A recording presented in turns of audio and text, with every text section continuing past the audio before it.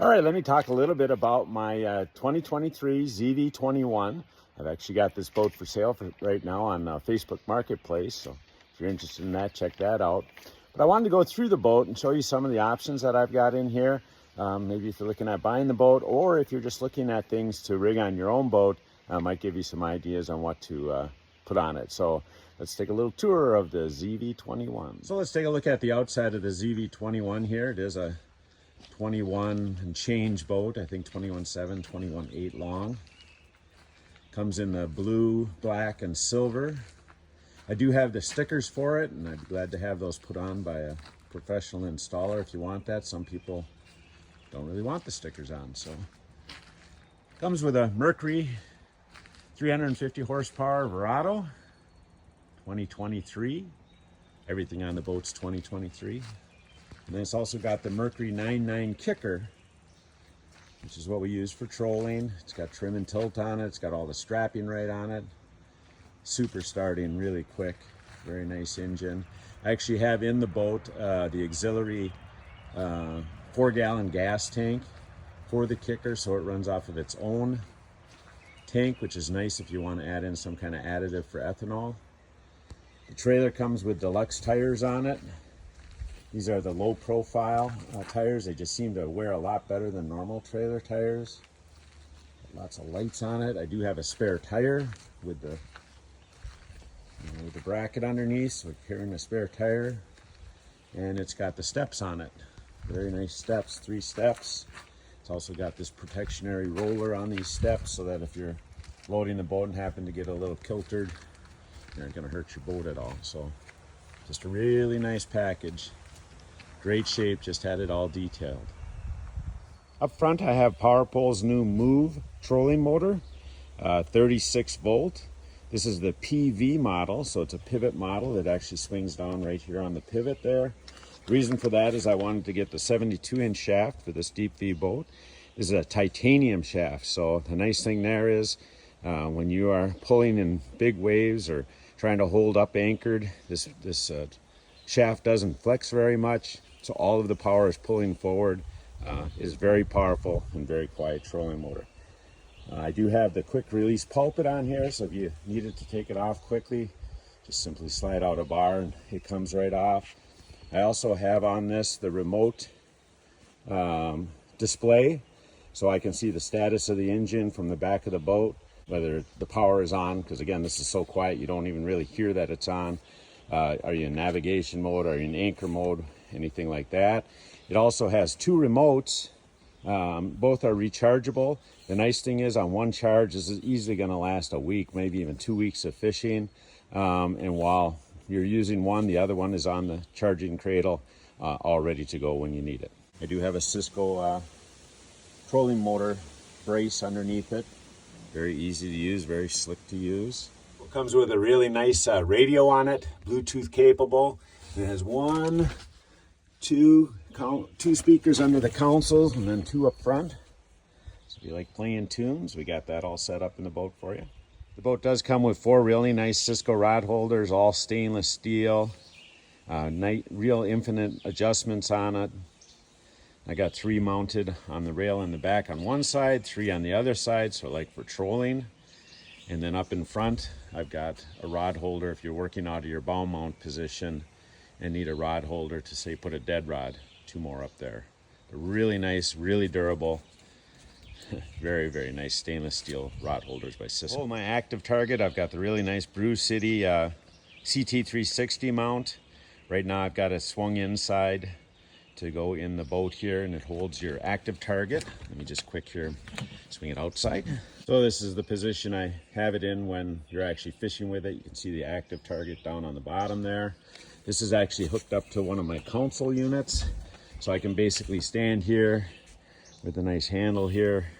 You're pointing around looking for fish. This arrow up here points right where the transducer is pointing. I'd look up here on my dash unit, can actually read it, make the cast right on the fish and catch them. And then when you're actually running, you would swing it up like this. The nice thing is when you run to your next spot, you simply turn one lever and it will swing right back down and you are fishing again. There's plenty of seating in the boat. You can see a butt seat up front here. Got the driver and passenger seats. They are on the really nice Wave Pro suspension seat system. Each one of them's got that. And then the boat does come with 2 more extra seats. A lot of times I pull those out to give a little bit more room in the cockpit for trolling, but you got passengers, you got seats. For batteries in the boat, they're really nice in this compartment down here. You can see I've got the big 36 volt, 110 amp Dakota lithium battery. That's gonna run my Move trolling motor. Lots and lots of capacity there.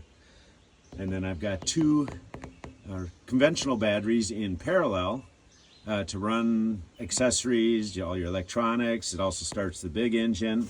The nice thing though is down right in here too, you have the Move, or the charge, the PowerPole charge system down here. And what that's going to do is keep all of your batteries charged. One plug-in right in the back of the boat there. Front plug here actually plugs them all in. The nice thing is that when you're out on the water, you actually have this all hitched up to your Lowrance unit. So you can tell up on the top there what your starting batteries are doing, and down on the bottom what your trolling batteries are doing. And you can see the charge is that nice system that will actually transfer power between the 2 sets of batteries. So when you're running the big Mercury engine here, it's got a nice big alternator. We'll actually charge your main batteries, this bank of 2. Then the charge unit on the side will draw it out of those 2 and transfer it up into your trolling battery if they need it. So all your batteries are getting charged as you run around. On the console, I've got 2 HDS-12 live units. What I typically use those for is active target on one, and then my graph and my sonar on the other one. And then up on the bow, we've got 2 HDS-12 lives again. They're on the Cisco dual electronics bracket up there. These are optional ones if you want to purchase those. They are all hooked together by an NMEA and Ethernet, so you can see any information on any screen. You can switch around what you see on there. There is a 0.1 puck on here also, which is on the NMEA network. So all the units are tied together. This one here, I also have a 3-in-1 transducer hooked up to it, so that if you want to see structure scan or down scan, that's on there. This one is actually on a skimmer puck, so that at high speeds the puck is still in the water and you can see how deep you are even at 60 miles an hour. I do have a PowerPole blade, 10-foot blade on here. This is a shallow water anchor, so you can push it down and it will hit the bottom and anchor you in.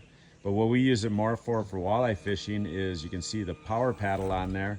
You can just simply put that a little ways in the water and it acts almost like a drift bag. It's going to slow your boat down. It's going to stop surging.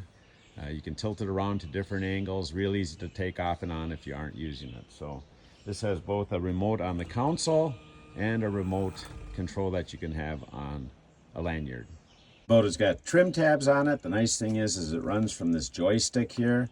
So if you want to tip the right side of the boat down, you go that way, tip the left side down, put the nose down, bring the trim tabs up so you don't have them down at all run from this joystick. So really, really simple and easy to use. I did have these paddles put on, so if you real quickly want to like run your jack plate here, you simply pull on this one, or down, up and down, or if you want to pull your trim up or down, of course you'd use your right hand there, but you can control those. So while you're holding onto that steering wheel, you actually got controls for those 2 things right at your fingertips. One of the really nice things about the layout of this boat is the storage that you get.